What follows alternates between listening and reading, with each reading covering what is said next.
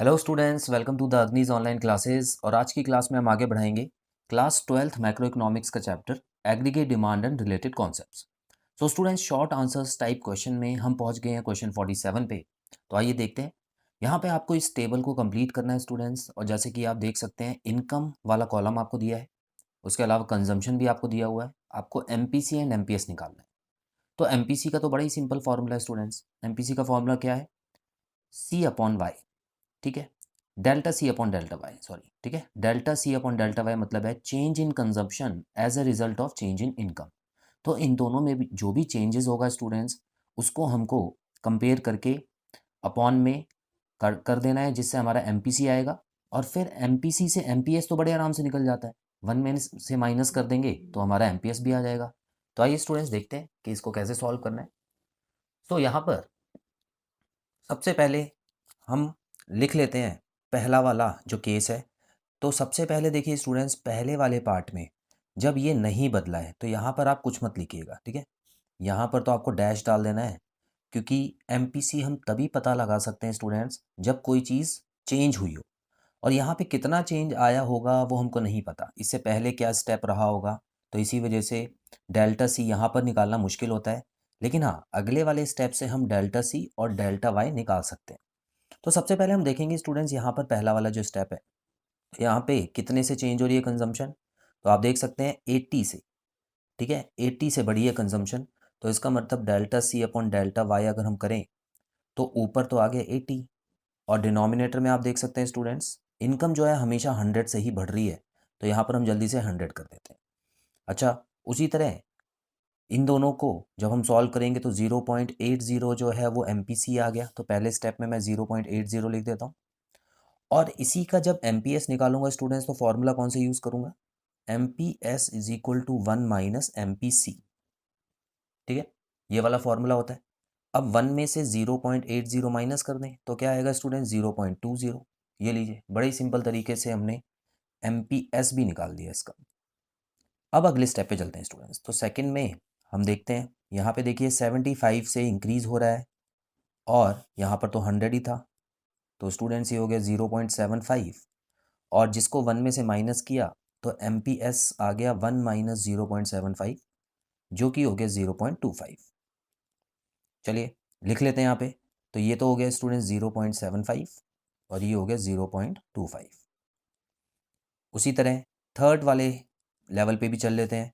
तो स्टूडेंट्स यहाँ पर आप देख सकते हैं कितने का फ़र्क आ रहा है। यहाँ पर भी ऑलमोस्ट 70 का ही फ़र्क आ रहा है, और यहाँ पे भी आप देखें 100 का फ़र्क आ रहा है। ये लीजिए, तो ये हो गया 0.70 हो गया।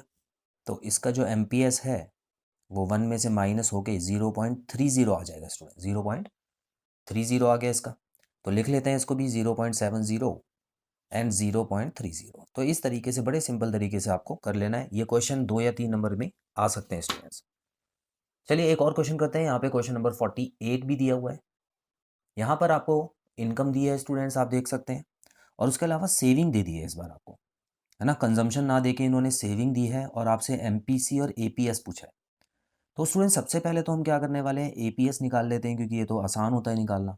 और एपीएस में हम क्या करते हैं, डैश नहीं डालते, क्योंकि एपीएस इस वाले लेवल का भी निकल सकता है। एपीएस का क्या फॉर्मूला होता है students? S upon Y. Simply आप एस को वाई से डिवाइड करते जाएं, आपका आंसर आता रहेगा। तो सबसे पहले वाले केस की अगर मैं बात करूं, तो यहाँ पर देखिए -12 अपॉन 0। चलिए ये इसमें तो आपको डैश डालना ही पड़ेगा, ठीक है। क्यों? क्योंकि नॉट डिफाइंड आ गया ना स्टूडेंट्स। यहाँ पे 0 मत लिख देना गलती से। 0 लिख देंगे तो गलत भी हो सकता है। 0 जब नीचे आ जाता है तो नॉट डिफाइंड हो जाता है, तो यहाँ पे आप डैश ही डालें। अच्छा, दूसरे वाले केस की बात करें तो -6 अपॉन 20 आ रहा है। तो इसका क्या आ जाएगा स्टूडेंट्स? तो इसका जब एपीएस निकालेंगे तो आप देखेंगे माइनस, ये हो गया है 0.30। क्या ये बात सही है ना?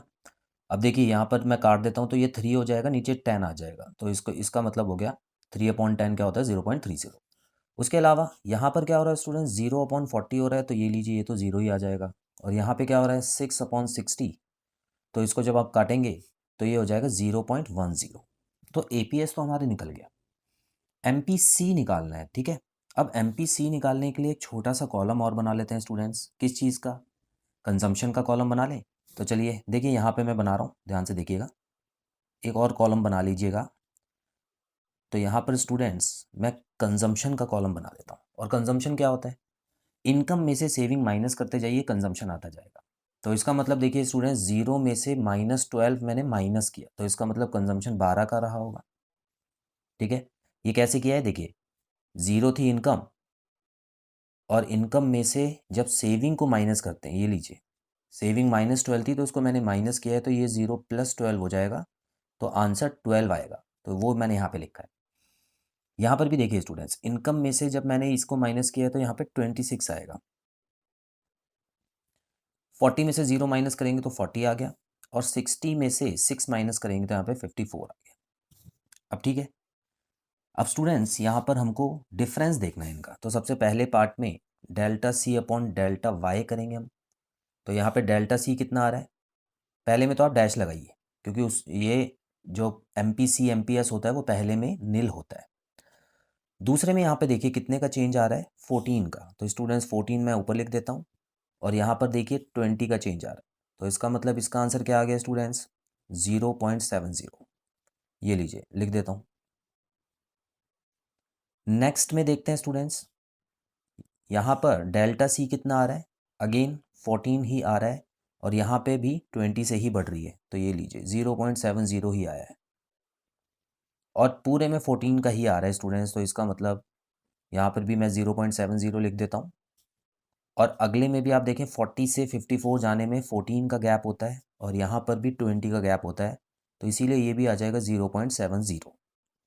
तो स्टूडेंट्स टेबल सॉल्व हो चुका है। तो इस तरीके से आपको APS, MPC, APC, MPS ये सारी चीज़ें निकालने का तरीका सेम ही है, कुछ नया नहीं है। तो स्टूडेंट्स आई होप आपको क्वेश्चन अच्छे से समझ आया। बहुत जल्द मिलते हैं अगली क्लास में नए क्वेश्चन के साथ। Till then bye bye.